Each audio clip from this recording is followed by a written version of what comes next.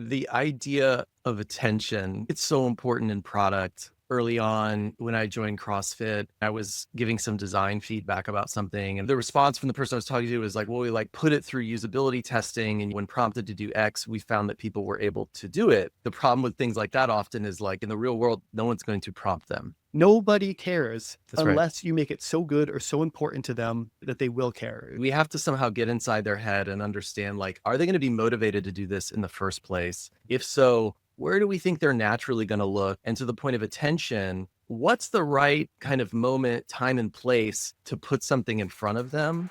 Welcome to LaunchPod, the show from LogRocket where we sit down with top product and digital leaders. In this episode, we're joined by Ben McAllister, Chief Product and Technology Officer at CrossFit, and one of the most thoughtful product leaders I've had the pleasure of speaking with. Ben's path is anything but linear. With a degree in physics, a short stint in consulting, and time spent as a creative director at a design agency before moving into senior product roles at Under Armour. Now he's shaping one of the world's most iconic fitness ecosystems. In this episode, Ben shares why attention is the ultimate currency in product design and how to design for the spotlight versus the periphery, the Infovore advantage, why the best product leaders borrow ideas from outside the tech world, and how to build a cohesive product strategy for a complex, decentralized network like CrossFit's global community of athletes and affiliates. So here's our episode with Ben McAllister. All right, Ben, nice to have you on the show, man. Thanks for coming on today. Thank you so much for having me. I'm looking forward to it. I'm particularly excited for this one because your background is more varied than even most product people's, I feel like, which says a lot. You graduated with a BS in physics from UNC Chapel Hill.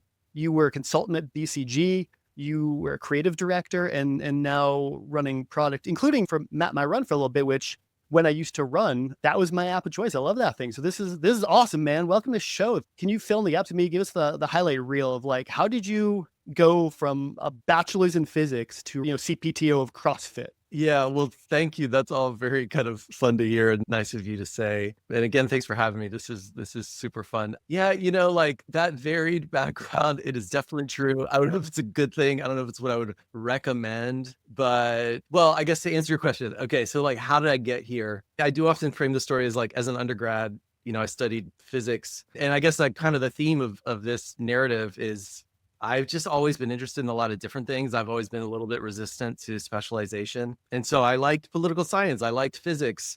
I liked, thinking about things in different ways, kind of the left brain, right brain thing. And I think like that made finding a career kind of a challenge. BCG was an amazing experience, but I was definitely not great at it. I then for years kind of was like, I kind of want to do something creative, but I also like, thinking about things in kind of an analytical way. I worked in advertising and brand for a little while. And I just sort of by accident stumbled upon frog design when I was living in Austin. And one thing led to another. I eventually ended up at Under Armour working with some folks who I'd worked with at Frog. And that was where I got to know Al and Mike Lee, the founders of MyFitnessPal. And they really turned me into a product manager. And they put me in charge of Map My Run at the time. That was an incredible experience to be able to work on a consumer app that has millions of users. And just to live through that period of Under Armour, there was a friend of mine there at the time who's actually now at Spotify. He runs their mobile design team. And we would always just say like, man, this is going to be such an interesting story to have lived through this period of Under Armour. And it really was. But, I think like when I talk to PMs, it's kind of similarly random. I wish I had known when I started my career that this field existed, because once I found it, it was the end of that angsty, like, what am I going to do with myself? It was more just like, oh, this is like actually a field where kind of a weird person like me who's just curious and wants to do a lot of different things, it's sort of perfect. I think we're about the same age. And like when we came out of school, there wasn't product or there was, but it was not Yeah. what it is now, right? Early on in my career, I worked at a company called Dynatrace. And I remember basically the thesis there was building an engineering product because that's who had, at the time it was, the mid aughts and that's who had budget was people building the applications. And the product team had, if you had a product team, they were an afterthought. But I do love just the like, oops, I'm the creative director at Frog now. You say you don't know if you'd recommend it, but it seems like you've turned out in a pretty good spot. You're at CrossFit, which is a cultural phenomenon. But, this kind of idea, you've talked about this before. I think you used the term being an Infovore. What does that mean? And how did you come to that kind of concept of revisionist history? I definitely stole that term All the from best terms are Tyler stolen, right? Cowen. Tyler Cowen, the economist and blogger at George Mason, is probably the person who's been most influential to just like my thinking and my approach to life and career. I think he wrote a book called The Age of the Infovore. And he's just for me a model in so many ways. He has an insatiable curiosity. He consumes content at an astonishing rate. If you read his blog and just see how the volume of his reading and the breadth is just astonishing. So I'm not anywhere near that kind of stratosphere, but I do sort of have a kind of hunger and craving for information. One of the things I talked to my team about when I first joined CrossFit, especially because we have a lot of PMs who are kind of new to the field. They're not new to CrossFit, but they're new to being PMs. And I think one of the basic things I wanted to set the table with when I joined the team was being a PM is really, really hard. And so it has to be something you enjoy, I think. If you're not kind of having fun with it, it's going to be a grind and it shouldn't feel that way. And so some of that, thinking around being an Infovore and just consuming content, looking for interesting connections is because honestly, I just find it fun. I think it like sort of makes things more interesting. A big part of being a PM is getting people excited about what you're doing and sometimes getting people excited about your idea that's not their idea, not exclusively, of course, but you need to get people, even if it's not your idea, it could be your boss's idea that you have to do. You want to get people excited about it. And I think the more you can draw on that stuff, it just makes the workday a little bit more interesting. I mean, to that point also of just like really caring about what you do. I actually had a meeting with the team just late yesterday afternoon with one of the PMs. And I was just kind of like, I want to make sure that you are not just like writing in a deck the things that you feel like you're supposed to write in a deck and that you feel that our CEO wants to hear. Like, it's really important for you to believe in this stuff. And this PM actually is kind of a well-known person in the CrossFit world. So him especially, it was kind of like, you need to believe in this. I want to hear the unadulterated point of view that like you are passionate about, that you think is right. Now, maybe that doesn't work in all spaces, but like, I think in consumer, often that's really important, and certainly kind of in like the fitness world. So at the end of the day, the Info4 thing is about bringing a better quality of idea, a better quality of thinking differently at times, but also just having fun. I think when you're trying to bring someone along or explain a concept or get people on board, it does help to tie it to, other examples or real life things that aren't obviously tied together. There actually is a lot of grounding in kind of the idea of juxtaposition drives recall. So when you take maybe an element of, you're working on something for the CrossFit Open and trying to explain why you're doing it to the team and make some parallel to maybe some book you read or some, classical play or what, I don't know what you read for fun.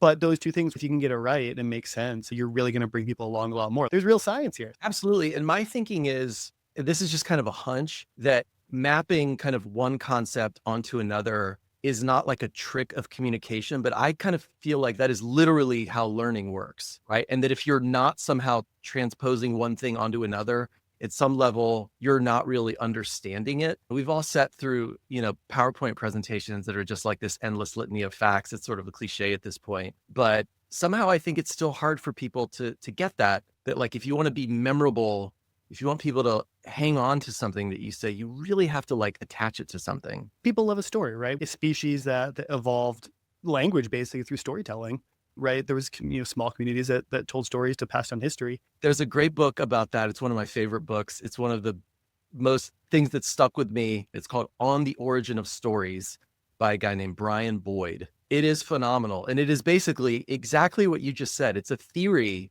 of like what explains the impulse to tell stories. Why did we do this? Every movement starts when people pushing something. CrossFit didn't start with millions and millions of users. But yeah, I mean, it's interesting, right? The connections in the storytelling, they don't have to be so far apart that you're like, here's how baseball relates to Shakespeare. Right. I'm not sure how much you know about our product, but basically we started out Session Replay, and now we've built the kind of AI agent that watches everything and just tells you what's important, because Session Replay on its own is kind of a crappy solution. Like, no one watches more than a couple hundred sessions at best. That's tiresome. So like, how do you get all that data locked away? The point of it was, we want to convey to a lot of people, we are the one with the agent that watches everything for you and just tells you what's important. And how do we do that? And I remember the founder of the Savannah Bananas, like the kind of Harlem Globetrotters of baseball. Yeah. One of the greatest shows I've ever seen in my life when I saw it in Fenway. But he talked about in an interview, at some level, it's really just about attention. And driving attention is a huge part of it. And after that, you can drive recall and da-da-da. But if you can't drive the attention, you're never going to drive any of the downstream things from that. And Mm. that was kind of a big guiding principle of how we looked at this initiative, but we just need to get this one singular message out to the market. I think the idea of attention is another one of my recent obsessions. I think it's so important in product. I remember like early on when I joined CrossFit and I was kind of giving some design feedback about something, and there was the response from the person I was talking to was like, well, we like put it through usability testing, and when prompted to do X, we found that people were able to do it. And I think the problem with things like that often is like, yeah, but like in the real world, no one's going to prompt them, right? So like we have to somehow get inside their head and understand, like, are they going to be motivated to do this in the first place? If so, where do we think they're naturally going to look? And to the point of attention, like what's the right kind of moment, time, and place to put something in front of them? I think that is such an underrated skill in the world of product, because understanding the way attention works is just so important in product. The good book on attention to read is The Master and His Emissary. It's a question at the beginning of the book is like, why do we have a split brain? Like, why in a thing that's supposed to all be about connection, would you actually sever a lot of the connections? And it's kind of like, I think with the way he describes it, it's almost like parallel processing. And his theory is that it's all about attention, and that you have two ways of attending the world. You have like a broad scope of attention, almost like peripheral vision, things catch your attention out of the corner of your eye. And then you have sort of the spotlight that's a little bit more consciously directed. One of the interesting insights about that, though, is that this kind of the broad scanning attention is like not within your control. So like you think about something just flashing in your peripheral vision and your head snaps to look at it, you don't really control that reaction. It's all happening automatically. Whereas like the spotlight was a little bit more directed. And you can think about product design as kind of an exercise in balancing these two types of attention, right? And having an intuition for where's the user spotlight right now? Is it appropriate to catch something in kind of the wider perspective? So yeah, attention is everything. And likely hard to, to tie it back to product. Likely, if you're not managing how people are spending their attention within your product, even as you're building your brand, arguably, it's unlikely to build a great product experience if you're not thinking about what do I want them paying attention to? What am I doing to drive that? What am I doing? Maybe like you said, that's causing that flash over here that might draw their attention away from the thing I want them to do within CrossFit, the physical experience or the digital experience, or, when we're building LogRocket, or if you're using LogRocket to manage your experience, how do you use that to understand where do you want people focused? Are they focused there? What else is going on? You're a marketer, right? And I think marketing is famously undervalued by product people. Because certainly, we've seen many notable cases of amazing like product-led growth, or products that are just so good they don't need to be marketed. But that's not always the case. I mean, everything in product is so contextual, especially if you're like CrossFit's like a pretty lean company, right? And one of my pet peeves, and this was true back at Under Armour, at my run as well. One of my pet peeves is a PM kind of like complaining and making excuses about, well, we didn't get enough marketing or whatever. And for one, it just sounds a little bit like you're making excuses, so that just kind of like intuitively, I'm like, I don't like that. But the bigger point, especially if you're at a company that doesn't have like some massive marketing budget, is like, okay, well, you knew that. You knew that when you built this feature. And so why would you try to build and ship a feature that depends upon marketing with you knowing that you're not going to have access to it? That tells me either you need to get scrappy and kind of like figure out your own marketing plan, your own go-to-market, or you need to think a little bit harder about that feature. Should we build it? Should we build it differently in light of that reality?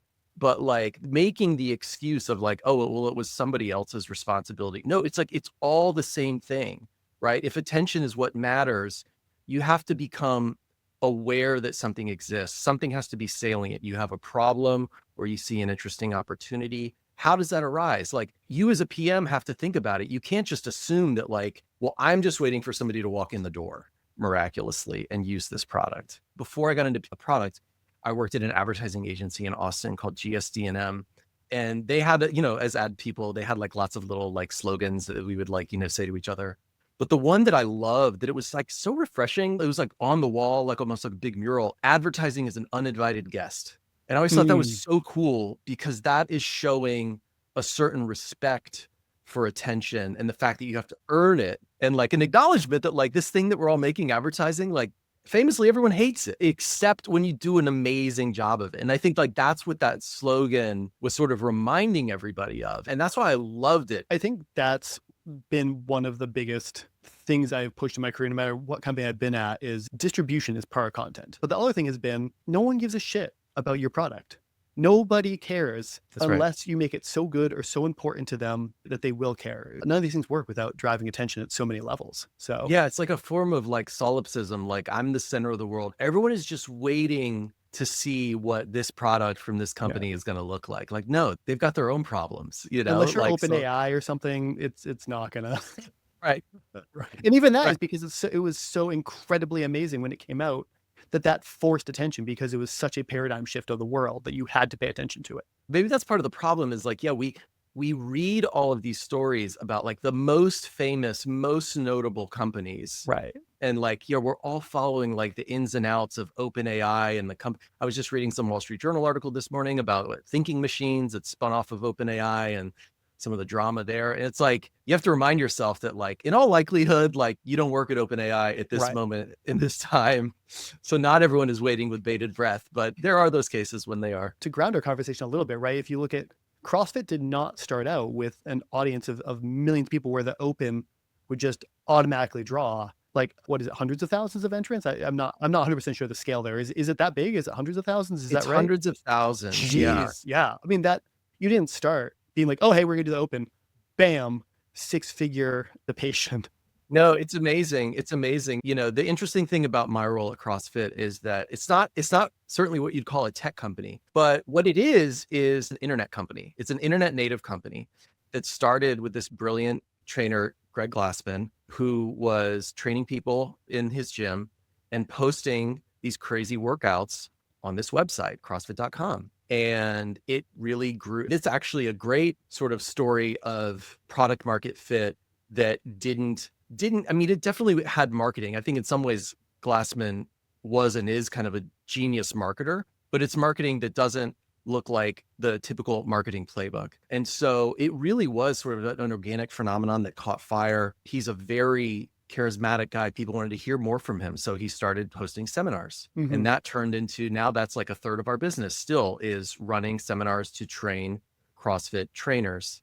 People wanted to open CrossFit gyms. And so he organically came to this idea, well, I'll charge you a flat fee and you can call yourself a CrossFit gym. And that became our affiliate business, which is another kind of third of our business to this day. And so CrossFit is not a franchise. You'll notice when you drive around, you see lots of CrossFit gyms, about 10,000 CrossFit gyms around the world, roughly half in the US. You'll notice they all look pretty different. Well, that's because they're all independent businesses. They're not franchised.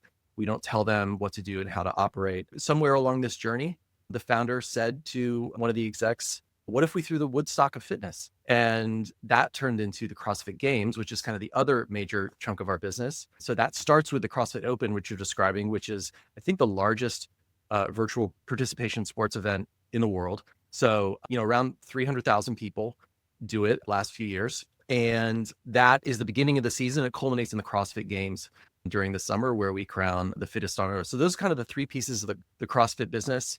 It happened very organically from just, you know, I think really powerful ideas that were very countercultural and counter to a lot of the conventional wisdom in sort of the strength and conditioning world, and just absolutely connected with a certain type of person out there who, you know, you talk to people who have been doing CrossFit for a long time. And the thing you hear time and time again, it's amazing, is that, you know, my friend invited me to go to this gym. I didn't know what they're doing, all this crazy stuff. And after the first workout, I was hooked. And you hear people say that so often.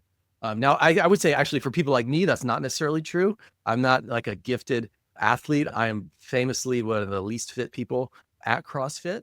And I think that's part of our challenge, is like kind of bridging from somebody who's maybe like a track athlete in college and wants to do something similarly intense and competitive afterwards, with, you know, just like ordinary people who kind of want to stay fit, maybe don't think of themselves as competitive, maybe don't think of themselves as fit. And of course, CrossFit absolutely can serve those people really well and does, but there's some perceptions that, you know, actually it's only for the elites. And so that's kind of one of the big challenges we have. What you just laid out and kind of the backstory of CrossFit itself and kind of how we, you know, how you guys got to it here is a great applied example of what we were talking about for quite a while here, right? Like it starts with attention. It wasn't all of a sudden, hundreds of thousands of people signing up for the open. It was Greg Glassman training small groups of people. It was him posting content early on when fitness was starting to spike to just free content that caught attention the right way. And it filled a need. There's another one of my big, like kind of, I think up until recently, I would have said my marketing theories, but I've come to realize like I meet now with our product team every, weekly. We have a big kind of overlap and looking at it back to like attention really is everything. And like you said, if if the product's not working, don't blame marketing, don't blame sales. It's, look at yourself first. And same with working, but like he saw something that worked and he leaned in, which I think is one of the most important things. I'm sure there's a lot of like step one, steal socks, step two, question mark, step three, profit here. But, Yeah. You look to what the open is now. And when we talked earlier, you talked about how people one of the most trafficked pages is that scoreboard for the open. The open only happens once, but people are checking it all year long about how they compare and stuff like that. And there was a big part of how do you draw people in with this like friendly competition or get them to push themselves to be better. And CrossFit really drives that. But it all started with driving attention from this bit of free content that really served a need. And then how do you just level up and level up and level up? If that's not a product lesson, I don't know what is here. Yeah, and the thing about the leaderboard, so maybe just to like give a little bit of background, so I can't help but think of like I'm coming into CrossFit, I'm learning all these interesting things. I'm always kind of replaying. So like I'm learning that like Map My Run, of course, was a seasonal app, being a running thing, very weather dependent. CrossFit is seasonal in a different way when you look at all of our software products around this CrossFit game season.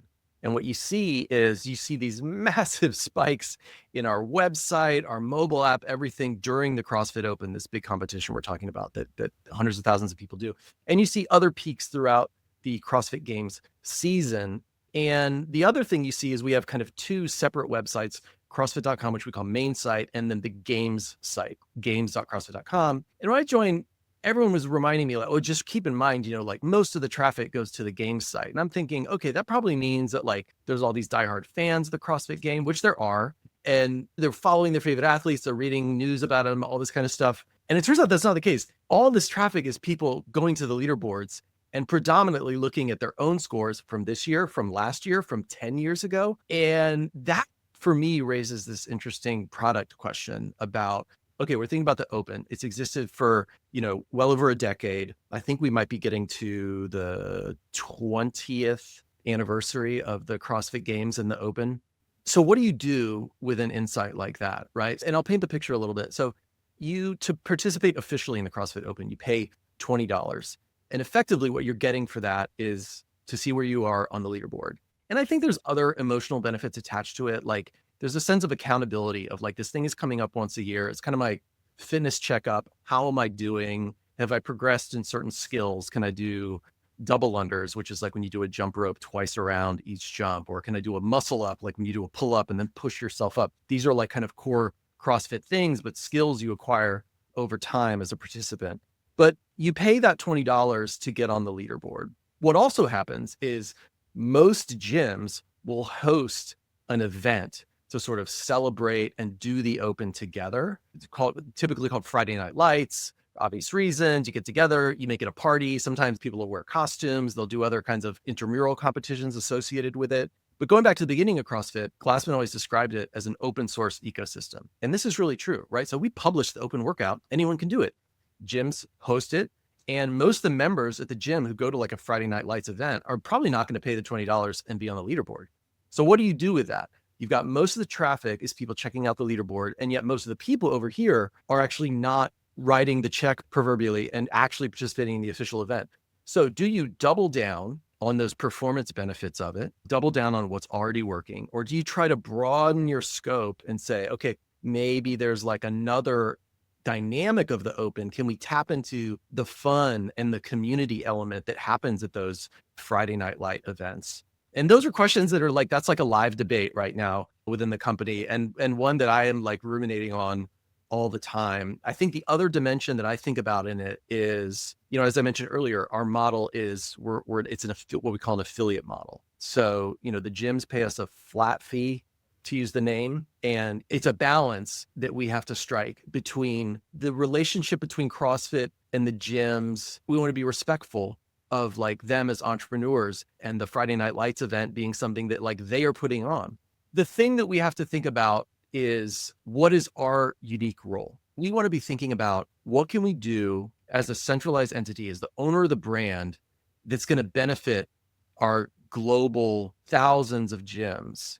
And what are we uniquely positioned to do? If you go back to this idea that CrossFit was an open source ecosystem, there's a lot that CrossFit HQ doesn't do. We don't provide the gyms with gym management software. We don't tell the gyms, this is the workout you have to do today. It's a pretty live and let live model. But at the same time, it's really important that we focus our energy, because again, at the end of the day, not a huge company. What is the thing with our like limited resources that we can have the most impact on, that by virtue of being the owners of the brand can be most impactful? So that's kind of the last thing to think about. But again, very live debate. Do you lean into your strengths or do you try to fill in those weaknesses? I can say personally, which side I always go to is like, be weird, do the thing that makes you unique.